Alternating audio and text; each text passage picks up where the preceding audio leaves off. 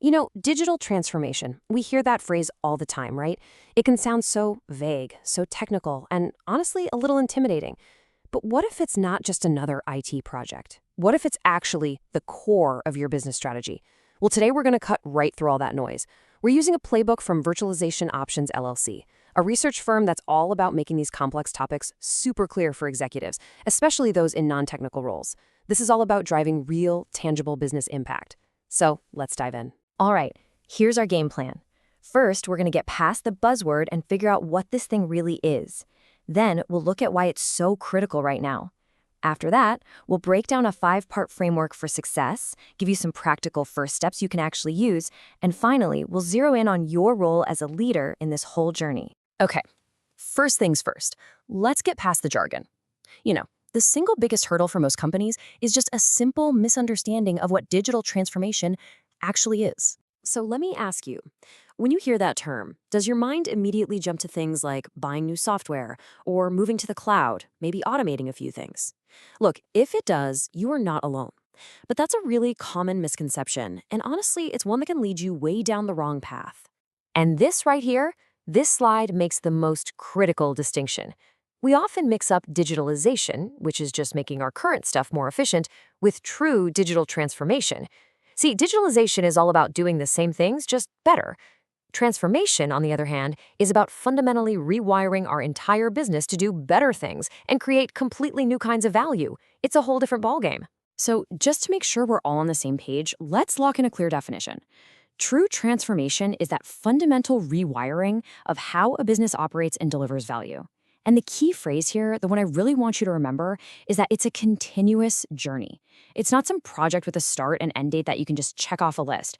It's a whole new way of operating from now on. Okay, so now we know what it is. Let's talk about why this isn't just a nice to have or a good idea. We're talking about an absolute necessity for survival and growth in the world we live in today. So just how urgent is this? Well, check out this number, 90%. 90% of organizations are already in this race. This isn't some trend on the horizon. It's happening right now, all around you. Your competitors, your suppliers, your customers, they're all part of this massive shift. But, and this is a big but, here's the really dangerous part. While almost everyone is trying to do this, a staggering 70% of these big initiatives fail. And why do they fail? Because they treat it like a tech upgrade instead of a full-blown business revolution. The stakes could not be higher, and the cost of getting this wrong is just massive. And the playbook really zeroes in on why so many fail. It's captured perfectly by this idea from Reed Hastings. Companies get paralyzed. They're afraid to hurt their main business to make way for the future. They just can't bring themselves to act decisively. And by the time they realize their mistake, it's often way too late. So how do you make sure you're in that 30% that actually succeeds? Well, it all starts with having a holistic framework. This is the playbook for getting it right. The best way to think about this framework is like a puzzle. It's simple. You can't just focus on one piece, like technology, and expect the whole picture to magically appear. All the pieces have to fit together, supporting each other, to create that complete picture of change. And here they are, the 5 essential pieces of that puzzle. Now, I want you to notice something really important. See where technology is? It's last. It's positioned not as the driver, but as the enabler. And that is absolutely intentional. Real transformation starts with your customer. It flows through your operations and your business model, and it's powered by your culture. Technology is just the thing that makes it all possible. It serves the strategy. It doesn't lead it. And there's really no better example of a company mastering these pillars than Netflix.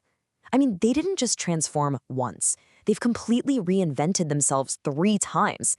First, they transformed the customer experience of renting movies with DVDs by mail. Then, they transformed their operations and their business model to become a streaming pioneer even when it was actively hurting their DVD business. And finally, they used their data and culture to transform again into a massive content creator. Each step was a fundamental rewiring of their business. All right, we've got the theory, we've got the framework. Now it's time to get practical. Let's talk about how to turn this big strategy into actual concrete action. Because let's be honest, a great vision is totally useless without execution. It's time to roll up our sleeves. So where on earth do you begin? The playbook recommends starting with these 3 actions. First, define your objectives in plain business terms, not tech speak. Focus on value. Second, build up your talent. That means upskilling the people you already have and making some smart strategic hires. And third, measure what actually matters. Seriously, if you can't link an initiative to a key business metric, you really have to ask yourself why you're even doing it. And that brings us to our final and maybe most important section, your personal role as a leader in what we've now established is a continuous, never-ending journey. If you take only one thing away from this whole explainer, please let it be this. Digital transformation is not an IT project you can just hand off to someone else. It is a fundamental shift in how you operate, and it absolutely must be led from the top. It is a core responsibility of executive leadership, period.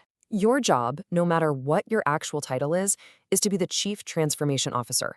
Your job is to create clarity, to build a shared vision so everyone's on the same page. You have to constantly focus the conversation on value. You have to be the one who breaks down those silos between departments that kill change. You celebrate the small wins to keep the energy high. And maybe most importantly, you have to model the curiosity and adaptability that you want to see in your teams. So, I want to leave you with this final thought. These digital wins, they are blowing, and they are not going to stop.